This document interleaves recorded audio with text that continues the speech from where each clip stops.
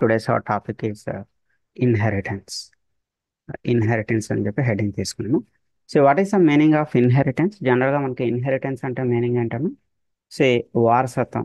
I mean మన human being, మన మనుషుల ఇష్యూకి వస్తే మన ఫాదర్ ప్రాపర్టీస్ని కానీ లేదా మన గ్రాండ్ ఫా ప్రాపర్టీస్ని కానీ మనం యూజ్ చేసుకోవడానికి ఇక్కడ ఏమంటున్నాము, ఇన్హెరిటెన్స్ అంటున్నాం. ఇక్కడ కూడా సేమ్. సో ఒక క్లాస్లో ఉండే ప్రాపర్టీస్ని వేరొక క్లాస్ నుంచి యూజ్ చేసుకోవడాన్ని ఏమంటున్నాము, ఇన్హెరిటెన్స్ అంటున్నాం. ఒక క్లాస్లో ఉండే ప్రాపర్టీస్ని వేరొక క్లాస్ నుంచి యూజ్ చేసుకోవడాన్ని ఇన్హెరిటెన్స్ అంటున్నాము. మరి క్లాస్లో ప్రాపర్టీస్ అంటే ఏముంటాయమ్మా? What are the properties inside a class? Class లోపల ఉండే ప్రాపర్టీ మెథడ్స్ అండ్ వేరియబుల్స్. అంటే ఒక క్లాస్లో ఉండేటటువంటి ప్రాపర్టీస్ అంటే అర్థం ఏంటమ్మా?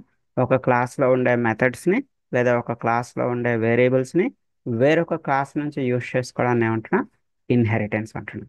సో ఇక్కడ డెఫినేషన్స్ ఇచ్చాను, ఇన్హెరిటెన్స్లో 3 డెఫినేషన్స్ ఇచ్చాను. వన్ బై వన్ మనం చూద్దాం. సో ఇవన్నీ కూడా నేను మీకు మన జీ డ్రైవ్లో పంపించానమ్మా. ఆల్రెడీ మన జీ డ్రైవ్లో ఇవన్నీ నేను అప్లోడ్ చేశాను. మన జీ డ్రైవ్ లింక్ ఓపెన్ చేయండి. సో మీకు అందులో ఇన్హెరిటెన్స్ అనే ఒక వర్డ్ డాక్యుమెంట్ ఉంటుంది. So you can see this. Okay, so just వినండి, ఈరోజు క్లాస్ సరిపోతుంది. So observe the definition. With using the inheritance concept we can use one class methods and variables in another class. So ఒక క్లాస్లో ఉండేటటువంటి మెథడ్స్ని వేరియబుల్స్ని వేరొక క్లాస్ నుంచి యూజ్ చేసుకోవడాన్ని ఇన్హెరిటెన్స్ అంటున్నాం. So observe one more definition. So inheritance is one class, I mean, where the child class inherits the members of the parent class. Inheritance అంటే అర్థం ఏంటమ్మా? The child class inherits the members of the parent class. Child class అనేది parent క్లాస్లో ఉండేటటువంటి మెంబర్స్ని access చేసుకోవడాన్ని ఇక్కడ ఏమంటున్నా, ఇన్హెరిటెన్స్ అంటున్నా. So observe one more definition. Inheritance is one of the key feature of ops.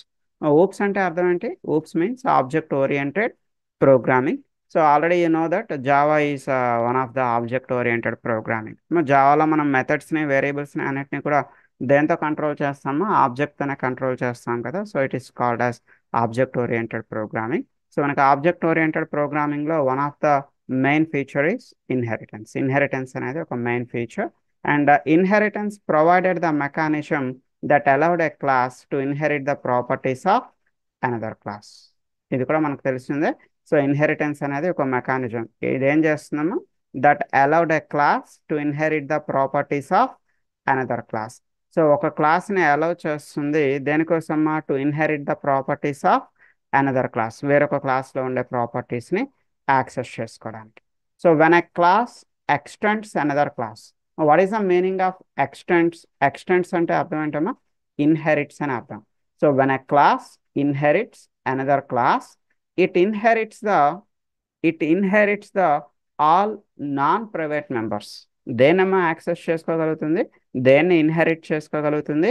Only the non private members. Non private మెంబర్స్ని మాత్రమే ఇన్హెరిట్ చేసుకోగలుగుతుంది. అంటే అర్థం ఏంటమ్మా?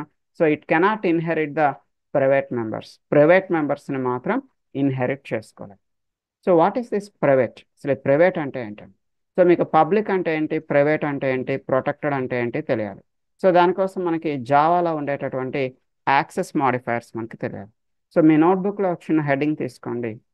So access modifiers in Java, access modifiers in Java లేదా access specifiers in Java. బ్రాకెట్లో మీరు access specifiers అని కూడా రాసుకోవచ్చు. యాక్సెస్ మాడిఫైయర్స్ అంటారు లేదా యాక్సెస్ స్పెసిఫైయర్స్ అంటారు. చూడండి, ఇక్కడ జావాలో మనకి ఎన్ని రకాల యాక్సెస్ మాడిఫైయర్స్ ఉన్నాయో ఒకసారి అబ్జర్వ్ చేయండి.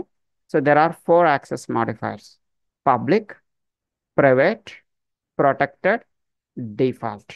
So what is public, what is private, what is protected, what is default, ఇవన్నీ కూడా మనం మాట్లాడుకుందాం.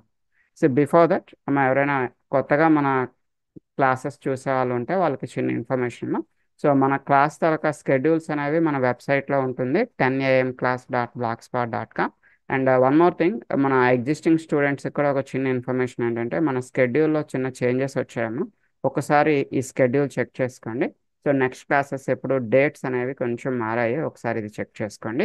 Always I will update here. ఎప్పుడైనా ఏమైనా డేట్స్లో చేంజెస్ వచ్చినా మన క్లాస్ తాలూకా స్కెడ్యూల్స్ అన్నీ కూడా మనం ఈ 10amclass.blogspot.comలో మనం అప్డేట్ చేస్తూ ఉంటాం. అండ్ వన్ మోర్ థింగ్, మీకు రికార్డింగ్ క్లాసెస్ చూడాలి అనుకున్నట్టయితే ఇక్కడ మీకు click here for recording classes అని ఉంటుంది. Just you need to click here. So then you can watch all our recording classes. మన రికార్డింగ్ క్లాసెస్ అన్నీ మీరు చూడగలుగుతారు. సో ఇలా మీకు పేజ్ ఓపెన్ అవుతున్నాము. సో ఈ పేజ్లో మీకు కోర్ జావా పైన ఫస్ట్ రికార్డింగ్ క్లాసెస్ అనేవి ఉంటాయి. సో ఎందుకు రికార్డింగ్ క్లాసెస్ నేను ఇవ్వడానికి రీజన్ ఏంటి అంటే, నెంబర్ వన్, కొంతమందికి 10 o'clock టైం ఎగ్జిస్ట్ కాకపోవచ్చు. అండ్ నేను ఈ 4-5 క్లాసెస్లో ఐ కెనాట్ కవర్ ఎవ్రీథింగ్, మొత్తం అంతా కూడా కవర్ చేయలేము. ఒక 5 క్లాసెస్ 6 క్లాసెస్లో మనం ఎక్కువ టాపిక్స్ని కవర్ చేయలేం. So that's why recording classes ద్వారా నేను ఇక్కడ ఎక్కువ టాపిక్స్ని కవర్ చేస్తున్నాను. ఈ రికార్డింగ్స్ ఇంట్లో జాగ్రత్తగా ఒకసారి ఫాలో అవ్వండి.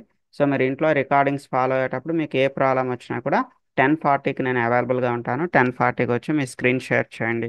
సో మీకు ఎలాంటి ఇన్స్టలేషన్ అవసరమైనా మన క్లాసెస్లో, అండ్ లేదా మన ప్రోగ్రామ్స్లో మీకు ఎలాంటి ప్రాబ్లమ్స్ ఉన్నా I will take care. Okay. So core Java తర్వాత మీకు ఎస్క్యూఎల్కి సంబంధించిన రికార్డింగ్స్ ఉంటాయేమో. After that you can see the web డ్రైవర్కి సంబంధించిన రికార్డింగ్స్ ఇచ్చాను. సో ఫైనల్లీ ఇక్కడ మనకు మాన్యువల్ టెస్టింగ్కి సంబంధించిన రికార్డింగ్స్ కూడా ఉంటుంది. సో మీకు ఫ్రీ టైం ఉండేటప్పుడు ఒకసారి రికార్డింగ్స్ స్కిప్ చేయకుండా జాగ్రత్తగా క్లాసెస్ ఫాలో అవ్వండి. సో మీకు ఎలాంటి ప్రాబ్లమ్స్ వచ్చినా నాకు మెసేజ్ చేయండి. Okay, right. సి ఒకసారి చూద్దాము. పబ్లిక్ అంటే ఏంటి, ప్రైవేట్ అంటే ఏంటి, ప్రొటెక్టెడ్ అంటే ఏంటి, డిఫాల్ట్ అంటే ఏంటి ఒకసారి చూద్దాం.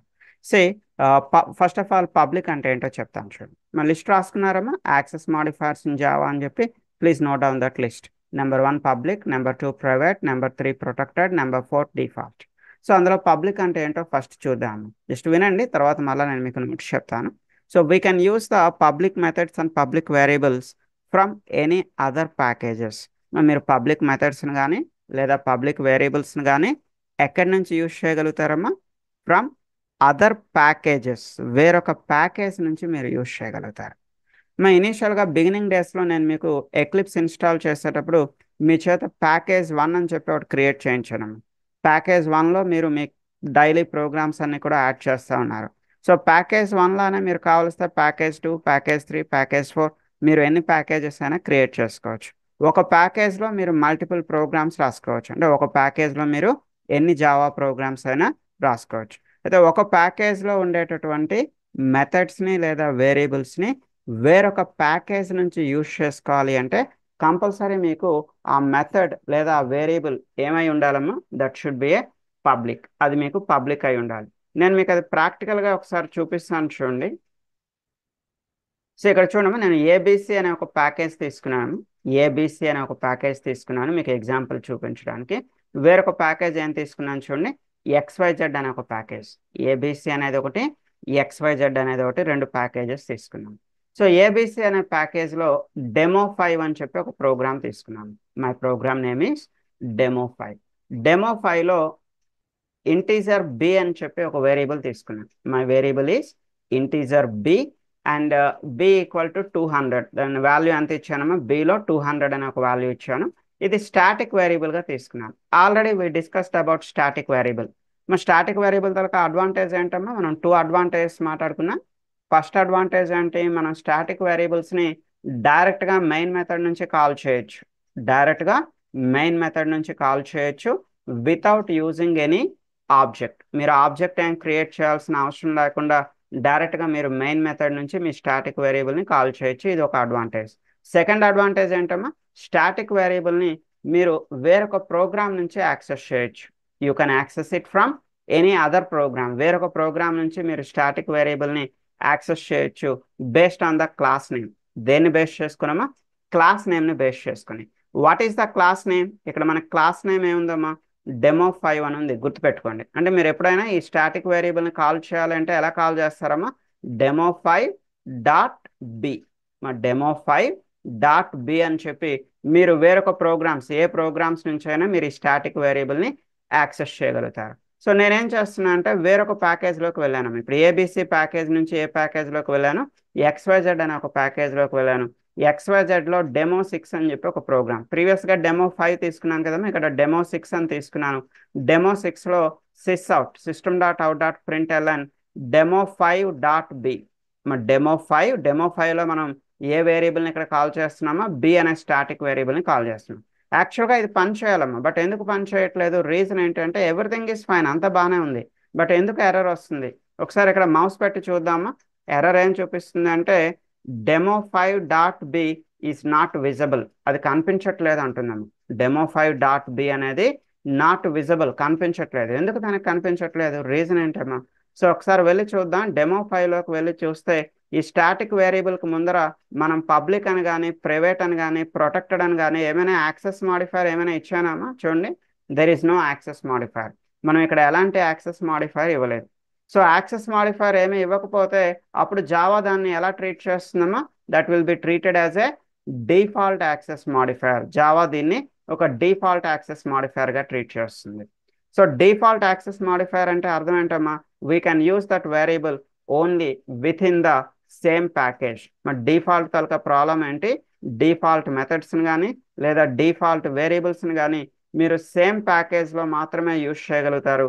You cannot use it from any other package. వేరొక ప్యాకేజ్ నుంచి యూజ్ చేసే ఛాన్స్ లేదు డిఫాల్ట్ థింగ్స్. మీరు వేరొక ప్యాకేజ్ నుంచి యూజ్ చేయాలి అంటే కంపల్సరీ ఇక్కడ మీరు ఏం చేయాలమ్మా? దీన్ని పబ్లిక్ చేయాలి. You need to make it as a public. అంటే మీ వేరియబుల్ ముందర కానీ లేదా మీ మెథడ్ ముందర కానీ మీరు జస్ట్ పబ్లిక్ అని యాడ్ చేస్తే that is called as public method or public variable అని పిలుస్తూ ఉంటాం.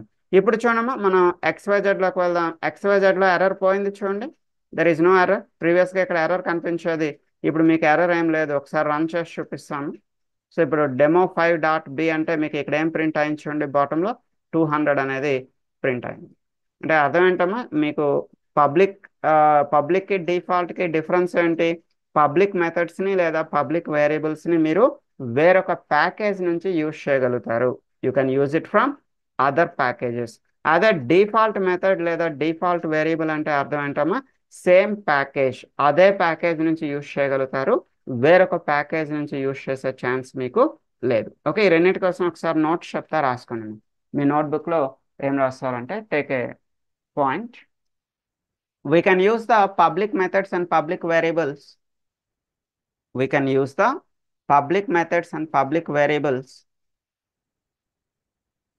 from other packages. We can use the public methods and public variables from other packages. Public మెథడ్స్ని పబ్లిక్ వేరియబుల్స్ని మీరు అదర్ ప్యాకేజ్, వేరొక package నుంచి యాక్సెస్ చేయగలుగుతారు. నెక్స్ట్ పాయింట్ అమ్మా, we can use the default methods and default variables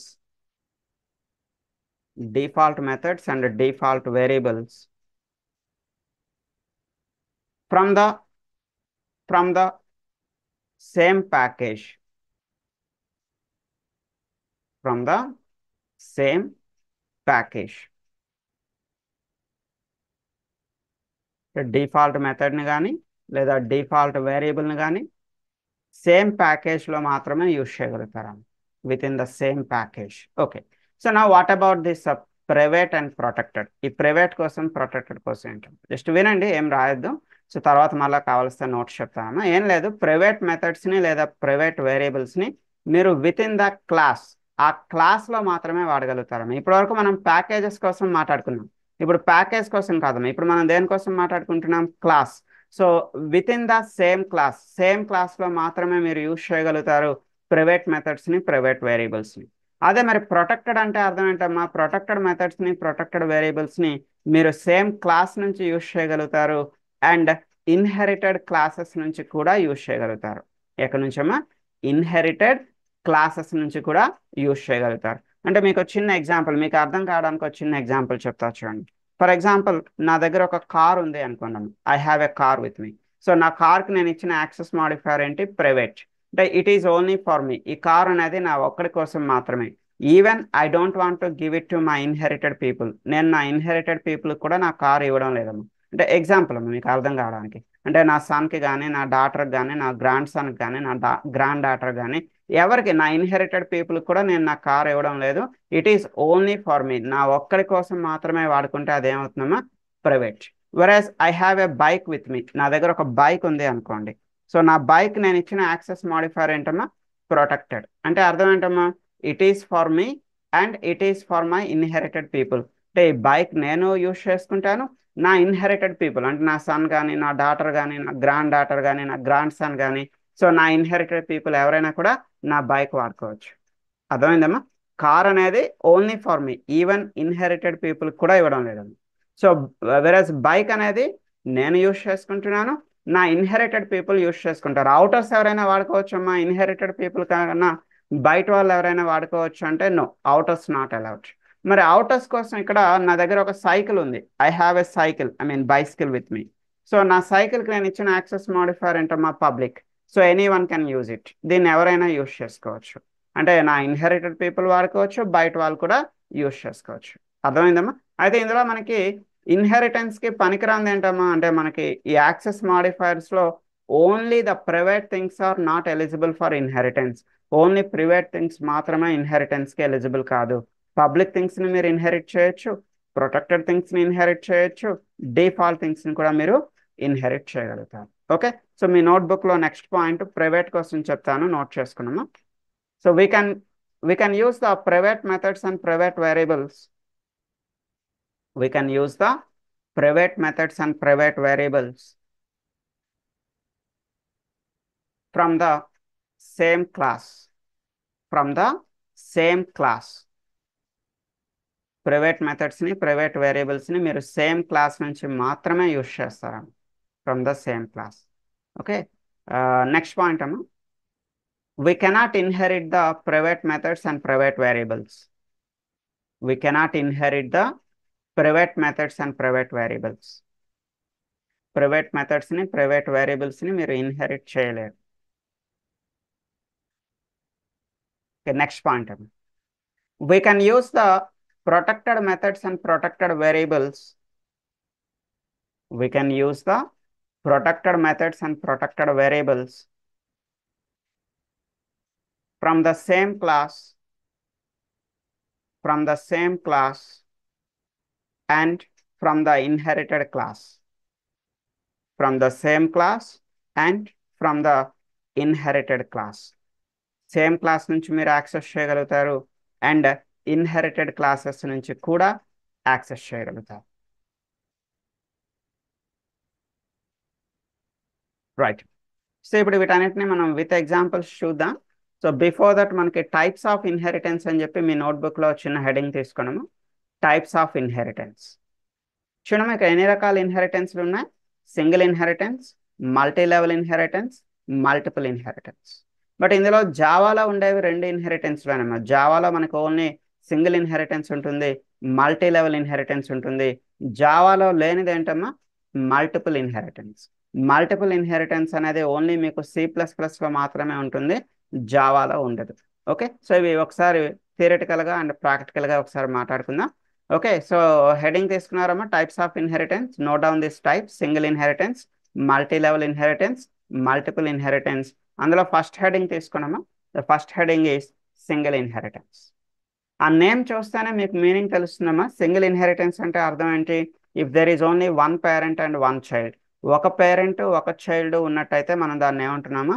single inheritance అంటున్నాం. There is only one parent and one child. చూడండి, single inheritance enables a derived class, that means it enables a child class to inherit the properties and behavior from a single parent class. From a single parent class, that means it is having only one parent class and only one child class. So ఒక parent ఒక child class మాత్రమే ఉంటే మనం దాన్ని single inheritance అంటున్నాం. I'll show the example. మీకు చిన్న example చూపిస్తాను చూడండి. Single inheritance. Say you can take any class name ఏదైనా తీసుకున్నామా, మీ ఇష్టం. ఎగ్జాంపుల్గా నేను ఏదో B1 అని చెప్పి ఒక క్లాస్ నేమ్ తీసుకున్నాను, B1. సో లోపల ఒక M1 అనే ఒక మెథడ్ తీసుకున్నాను. M1 అనే మెథడ్కి యాక్సెస్ మాడిఫైర్ ఏమి ఇచ్చాను చూడమ్మా? Protected. Is it eligible for inheritance? ఇప్పుడు ఇది ఇన్హెరిటెన్స్కి ఎలిజిబులా కాదమ్మా ఈ method? Yes, it is eligible for inheritance. So దానికోసం మీరు ఎక్కువ ఆలోచించాల్సిన పని లేదమ్మా. ఓన్లీ ఇక్కడ ప్రైవేట్ అని ఉందా లేదా చూసుకుంటారు. ప్రైవేట్ అని ఉంటేనే అది మీకు ఇన్హెరిటెన్స్కి ఎలిజిబుల్ కాదు. అదర్ దాన్ ప్రైవేట్ కాకుండా ఉంటే yes, it is eligible for inheritance. Only the private things are not eligible for inheritance. ఇక్కడ పబ్లిక్ అని ఉన్న ఇన్హెరిటెన్స్కి ఎలిజిబులే, ప్రొటెక్టెడ్ ఉన్న ఇన్హెరిటెన్స్కి ఎలిజిబులే, ఏమీ లేకపోయినా అంటే ఓన్లీ డిఫాల్ట్ అని ఉన్నా కూడా మీకు ఇన్హెరిటెన్స్కి ఎలిజిబుల్. ఇన్హెరిటెన్స్కి ఎలిజిబిలిటీ లేనిది దేనికమ్మా? ఓన్లీ ప్రైవేట్ థింగ్స్కి మాత్రమే మీకు ఇన్హెరిటెన్స్కి ఎలిజిబిలిటీ అనేది లేదు. So protected, yes, it is eligible for inheritance. So అయితే ఇక్కడ ఇంకో విషయం మీరు చాలా జాగ్రత్తగా చూడాల్సింది, ఒక క్లాస్ని క్లోజ్ చేసిన తర్వాతే మీరు వేరొక క్లాస్ అనేది ఓపెన్ చేయాలి. అంటే ఇక్కడ చూడమ్మా, క్లాస్ B1 అని తీసుకున్నాను కదా, ఈ క్లాస్ B1ని క్లోజ్ చేసిన తర్వాతే మీరు నెక్స్ట్ క్లాస్ ఏ అనేది ఓపెన్ చేస్తున్నాం. ఇక్కడ క్లాస్ ఏ ఎక్స్టెండ్స్ B1. ఎక్స్టెండ్స్ అనేది ఏంటమ్మా, ఇది ఒక కీవర్డ్, ఇది ఇన్హెరిటెన్స్ కోసం. అంటే ఏ ఎక్స్టెండ్స్ B1 అంటే ఇప్పుడు ఈ రెండింటిలో ఏది పేరెంట్ అవుతుంది, ఏది చైల్డ్ అవుతుందమ్మా? అంటే ఏ ఈస్ ఇన్హెరిటెడ్ ఫ్రమ్ B1. ఏ అనేది B1 నుంచి ఇన్హెరిట్ అవుతుంది. సో ఇందులో B1 అనేది పేరెంట్ అవుతుంది, ఏ అనేది చైల్డ్ క్లాస్ అవుతుంది. B1 is the parent, A is the child class. మన ఇన్హెరిటెన్స్ లో ఏం చెప్పుకున్నాం, అది child can access parent properties అని చెప్పుకున్నాం. Child can access parent properties, that means the A can access B properties. ఇక్కడ ఏ అనేది ఈ B1 తాలూకా ప్రాపర్టీస్ని యాక్సెస్ చేసుకోగలుగుతుంది. సో మెయిన్ మెథడ్లోకి వెళ్ళండి. మెయిన్ మెథడ్లో మీ క్లాస్ ఏకి ఒక ఆబ్జెక్ట్ని క్రియేట్ చేయండి. అంటే అర్థం ఏంటమ్మా, చైల్డ్ క్లాస్కి ఒక ఆబ్జెక్ట్ని క్రియేట్ చేయండి. సో చైల్డ్ క్లాస్కి క్రియేట్ చేస్తున్నటువంటి ఆబ్జెక్ట్తో చైల్డ్ క్లాస్కి క్రియేట్ చేస్తున్నటువంటి ఆబ్జెక్ట్తో మనం ఎక్కడ ఉండే మెథడ్ని కాల్ చేస్తున్నాం, పేరెంట్లో ఉండే మెథడ్ని కాల్ చేస్తున్నాం. M1 అనేది ఎక్కడ మెథడ్ అమ్మా? M1 is a method in the పేరెంట్లో ఉన్నటువంటి మెథడ్. పేరెంట్లో ఉన్న మెథడ్ని మనం చైల్డ్ తాలూకా ఆబ్జెక్ట్తో కాల్ చేస్తా ఉన్నాం. So with using inheritance concept. So దీన్ని ఎందుకమ్మా సింగిల్ ఇన్హెరిటెన్స్ అని పిలుస్తున్నా?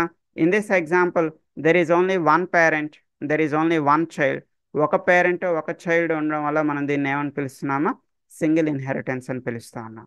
ఓకే, సి ఒక ప్రోగ్రాంలో మీరు ఎన్ని క్లాసెస్ అయినా రాసుకోవచ్చమ్మా. You can write any number of classes, దానికి లిమిట్ ఏం లేదు. బట్ ఎన్ని మెయిన్ మెథడ్స్ రాయగలుగుతారమ్మా? How many main methods you can write? You can write only one main method. ఒక మెయిన్ మెథడే మీరు రాయగలుగుతారు. సో ఏ క్లాస్లో అయితే మీరు మెయిన్ మెథడ్ రాయాలనుకుంటున్నారో, ఏ క్లాస్లో అయితే మీరు మెయిన్ మెథడ్ రాయాలనుకుంటున్నారో ఆ క్లాస్ని ఫస్ట్ మీరు క్రియేట్ చేసుకున్నాము. అంటే ఎగ్జాంపుల్గా ఇప్పుడు ఈ రెండు క్లాసెస్లో మనం ఏ క్లాస్లో మా మెయిన్ మెథడ్ రాస్తున్నాం? For example we're writing the main method in class A. Class ఏలో మనం మెయిన్ మెథడ్ అనేది రాస్తున్నాం. సో ఇప్పుడు మీరు ఏం చేస్తారంటే, మీ ప్యాకేజ్ ఉంటుంది కదమ్మా, మీ దగ్గర ప్యాకేజ్ 1 అని ఉంటుంది కదా, మీ ప్యాకేజ్ 1 పైన రైట్ క్లిక్ చేస్తారు కదా. సో రైట్ క్లిక్లో మీరు ఎక్కడికి వెళ్తారమ్మా? సో న్యూలోకి వెళ్తారు. న్యూలో ఎక్కడికి వెళ్తారు? న్యూ క్లాస్, అంటే కొత్తగా మీరు క్లాస్ క్రియేట్ చేస్తారు కదా. మీ క్లాస్ నేమ్ ఏమని ఇస్తారమ్మా? ఏ అని ఇస్తారు. Better you need to give your class name A. అంటే ఆల్రెడీ నేను ఏ ఇవ్వడం వల్ల ఆల్రెడీ నా దగ్గర ఏ ఉంది కదమ్మా, అందుకే ఎర్రర్ చూపిస్తుంది. సంథింగ్ ఏదో నేను ఏ పక్కన ఏవో కొన్ని నెంబర్స్ పెడుతున్నాను, జస్ట్ ఎర్రర్ పోవడానికి అంతే. ఓకే, సో ఇక్కడ మీకు పబ్లిక్ స్టాటిక్ వాయిడ్ మెయిన్ అనే ఒక ఆప్షన్ కనిపిస్తుంది. Better you need to select this option.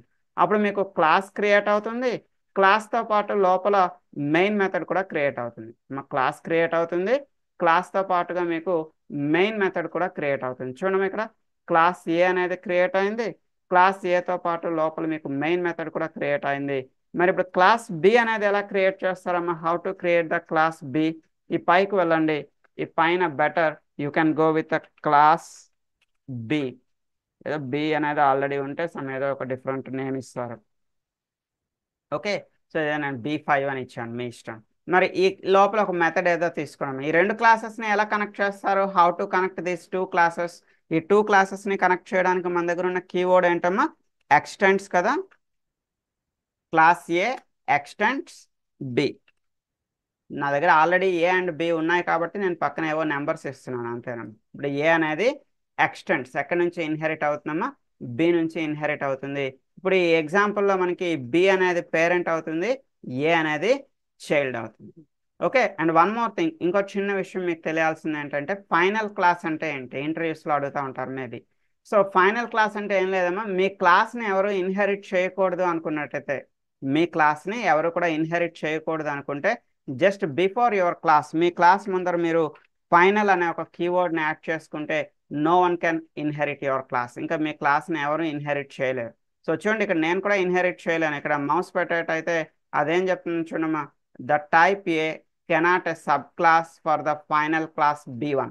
అంటే క్లాస్ ఏ అనేది ఫైనల్ క్లాస్ అయినటువంటి B1 నుంచి ఇన్హెరిట్ అయ్యే ఛాన్స్ లేదు అని చెప్తుందమ్మా. So why? Because the B1 is the final class. మీరు ఒక క్లాస్ ముందర ఫైనల్ అనే కీవర్డ్ యాడ్ చేస్తే no one can inherit it. ఇంకా దాన్ని ఎవరు కూడా ఇన్హెరిట్ చేయలేరు. అయితే మీరు ఫైనల్ రాసేటప్పుడు కంపల్సరీ ఫైనల్ అనేది లోవర్ కేస్లోనే ఉండాలి. ఎక్కడ కూడా అప్పర్ కేస్ క్యారెక్టర్స్ అనేవి యూజ్ చేయకూడదు. ఓకే, ఇది ఫైనల్ క్లాస్ కోసం. అంటే ఎవరైనా ఇంటర్వ్యూస్లో what is the final class అంటే ఏం చెప్తారు? సో ఇక్కడ ఇచ్చాను చూడండి, If a class is a final class, then it cannot be inherited. So a class that cannot be further extended. చూడండి ఇక్కడ ఇచ్చాను చూడమ్మా. A class that cannot be further extended is called as a final class. Okay, ఇదంతా కూడా మనం ఇప్పుడు single inheritance కోసం మాట్లాడుకున్నాం కదమ్మా example. Now coming to the multi level inheritance. అమ్మ ఇవన్నీ కూడా మీకు రికార్డింగ్ క్లాసెస్లో క్లియర్గా ఇచ్చానమ్మా. ప్రతి ఒక్క టాపిక్ నేను క్లియర్గా ఇచ్చాను. మన వెబ్సైట్లోకి వెళ్ళండి, రికార్డింగ్ క్లాసెస్ అని క్లిక్ చేయండి. Please go through all these classes. ఈ క్లాసెస్ అన్ని ఇంట్లో ప్రాక్టీస్ చేయండి. కోర్ జావాలో నేను టోటల్గా 16 క్లాసెస్ ఇచ్చాను. ఇక్కడ నేను మీకు చెప్పేది 4 క్లాసెస్ లేదా 5 క్లాసెస్ డైరెక్ట్గా చెప్తున్నాను. బట్ నేను మీకు రికార్డింగ్ క్లాసెస్ ప్రొవైడ్ చేసేది 16 క్లాసెస్ ప్రొవైడ్ చేస్తున్నాను. ప్రతి క్లాస్కి పక్కన క్లియర్గా టాపిక్ కూడా రాశాను. అంటే ఈ పర్టికులర్ క్లాస్లో నేను ఏ టాపిక్స్ కవర్ చేస్తున్నాను ఏంటనేది క్లియర్గా టాపిక్స్ కూడా రాశాను. So please go through that recordings practice చేయండి. సో మనకి కోర్ జావా అయితే ఈరోజు లాస్ట్ క్లాస్ మనకి. సో నెక్స్ట్ క్లాస్ మనకి అంటే మీరు ఎవరైనా నెక్స్ట్ దీని కంటిన్యూషన్ క్లాస్ కంటిన్యూ అవ్వాలి అనుకుంటే మండే ఉంటుందమ్మా మన షెడ్యూల్ ప్రకారం. సో ఇక్కడ ఒక్క నిమిషం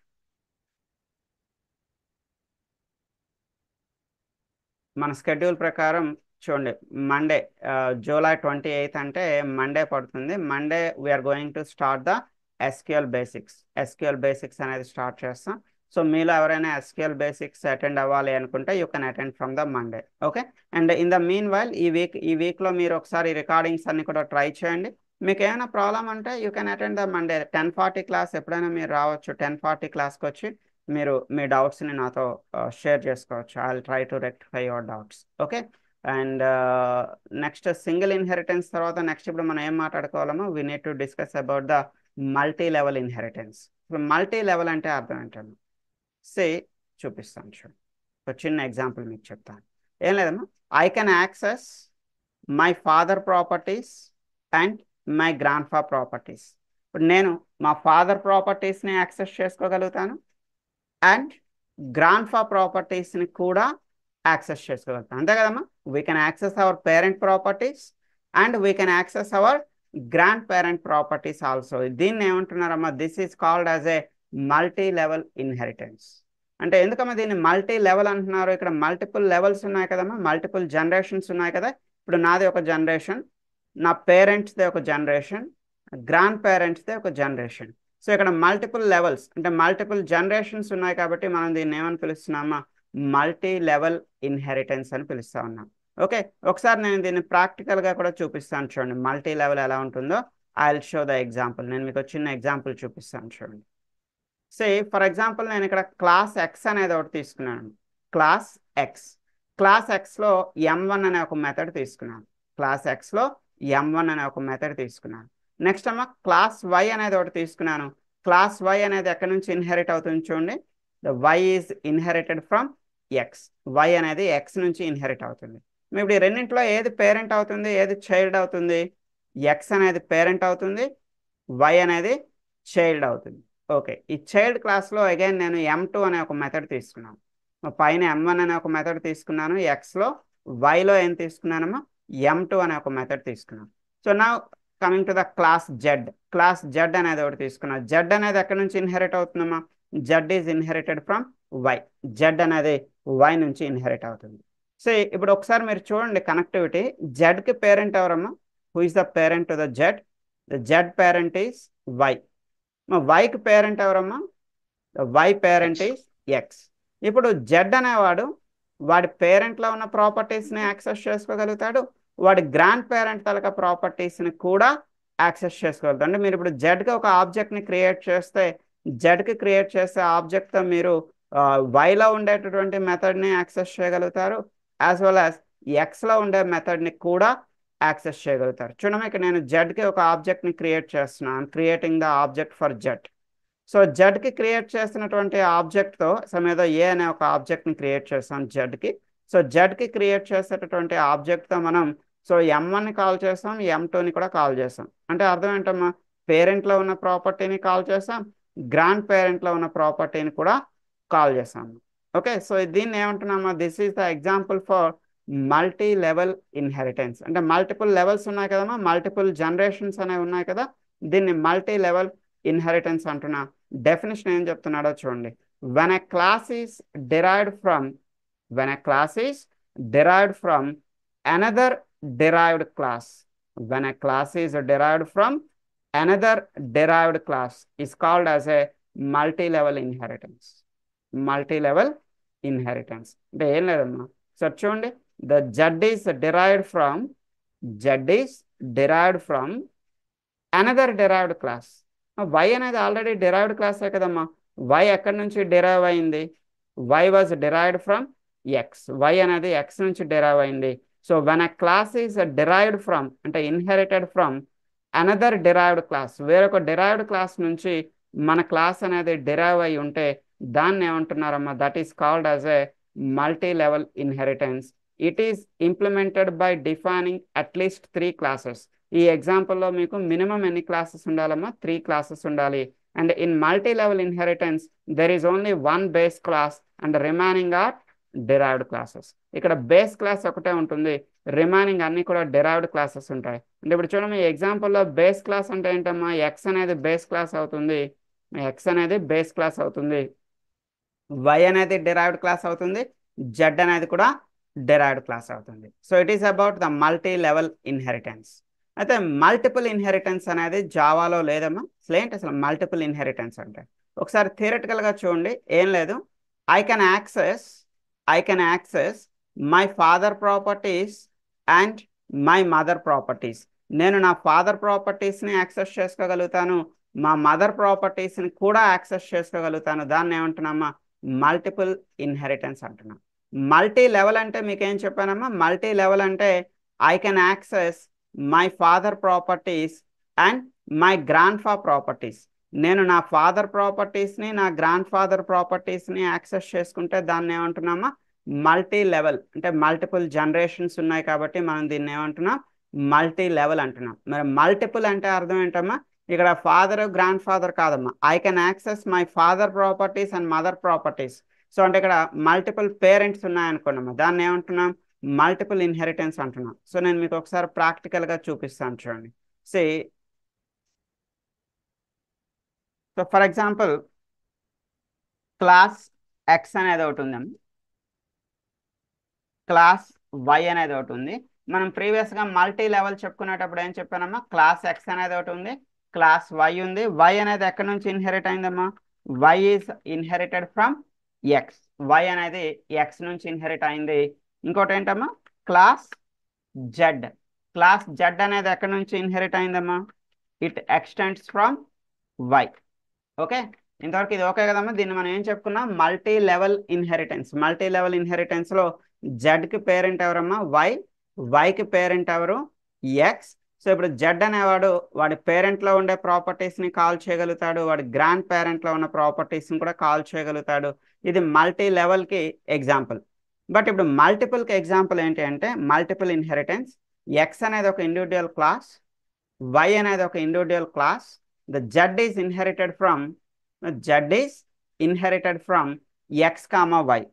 z అనేది x comma y నుంచి ఇన్హెరిట్ అవుతుంది. z extends x comma y. అంటే ఇక్కడ ఎన్ని పేరెంట్ క్లాసెస్ ఉన్నాయమ్మా? How many parent classes? ఇక్కడ x అనేది పేరెంట్ క్లాస్, y అనేది కూడా పేరెంట్ క్లాస్.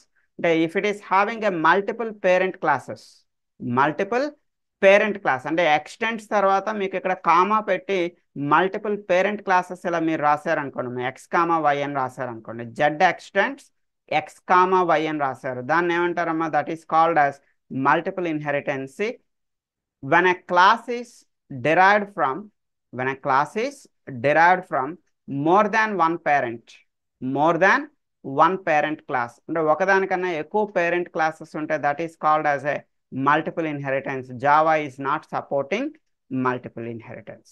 మరి దీని తర్వాత దీని కంటిన్యూషన్ ఒకసారి మన రికార్డింగ్ క్లాస్ ఒకసారి చూపిస్తాను చూడండి, నేను జస్ట్ మీకు తెలియడానికి.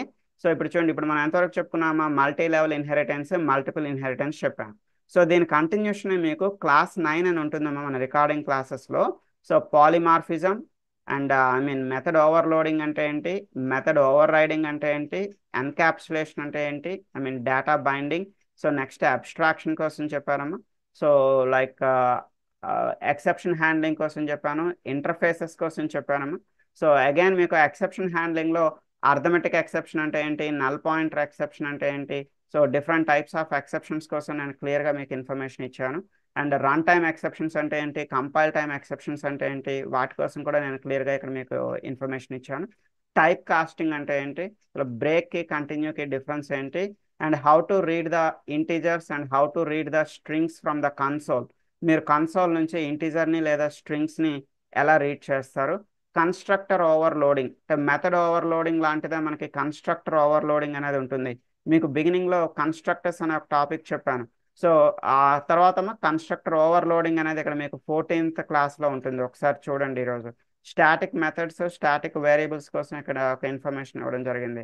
లిస్ట్స్, జావాలో అరే లిస్ట్స్ కోసం మనం మాట్లాడుకున్నాం కదమ్మా, అది ఒకసారి ఇక్కడ ఇంకొకసారి రివైజ్ చేయడం జరిగింది.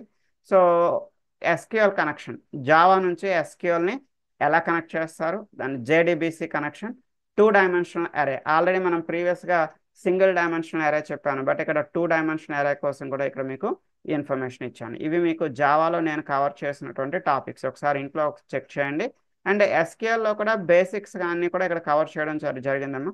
లైక్ కన్స్ట్రెంట్స్ అంటే ఏంటి, కన్స్ట్రెంట్స్ ఎన్ని రకాలు ఉంటాయి, ఇనీషియల్గా అసలు మీరు డేటాబేస్ ఎలా క్రియేట్ చేయాలి, టేబుల్ ఎలా క్రియేట్ చేయాలి, టేబుల్ పైన ఆపరేషన్స్ ఏం చేయగలుగుతాం, అండ్ డేటా పైన ఆపరేషన్స్ ఏం చేయగలుగుతాం, ట్రిగ్గర్స్ అంటే ఏంటి, సో స్టోర్డ్ ప్రొసీజర్స్ అంటే ఏంటి, జాయిన్స్ అంటే ఏంటి, like inner join, outer join, cross join, self join, ఈ జాయిన్స్ కోసం కూడా ఇన్ఫర్మేషన్ ఇచ్చాను.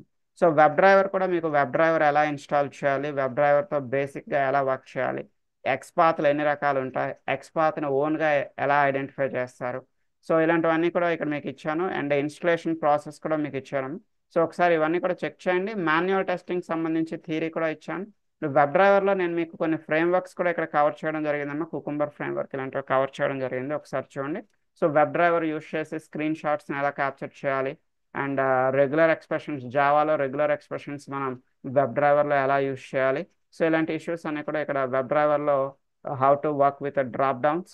అండ్ మాన్యువల్ టెస్టింగ్లో థియరీ కూడా కొంచెం లైక్ టెస్టింగ్ రిలేటెడ్ థియరీ కూడా ఇక్కడ నేను కవర్ చేశాను. ఎస్డిఎల్సి అంటే ఏంటి, ఎస్టిఎల్సి అంటే ఏంటి, బగ్ లైఫ్ సైకిల్ అంటే ఏంటి, బగ్ రిపోర్ట్స్ ఎలా రాయాలి, ట్రేసబిలిటీ మ్యాట్రిక్స్ అంటే ఏంటి, ట్రేసబిలిటీ మ్యాట్రిక్స్ వల్ల మనకి అడ్వాంటేజెస్ ఏంటి, టెస్ట్ కేసెస్ ఎలా ప్రిపేర్ చేయాలి, సో ఎఫ్ఆర్ఎస్ అంటే ఏంటి, బీఆర్ఎస్ అంటే ఏంటి, బీఆర్ఎస్ ఎఫ్ఆర్ఎస్ టెంప్లెట్స్ ఎలా ఉంటాయి, టెస్ట్ సినారియోస్ అంటే ఏంటి, ఇవన్నీ కూడా నేను మీకు కవర్ చేయడం జరిగిందండి.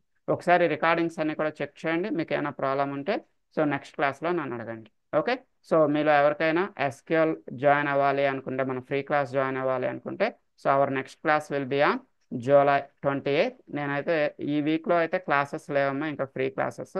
మన స్కెడ్యూల్ ప్రకారం నెక్స్ట్ మండే నుంచి రెగ్యులర్గా మనకి క్లాసెస్ అనేవి ఉంటాయి. Okay, for today I'm closing here. So see you on Monday మళ్ళీ మనం మీట్ అవుదాం, ఎవరికైనా ఎస్క్యూఎల్ కావాలి అనుకున్నట్టయితే.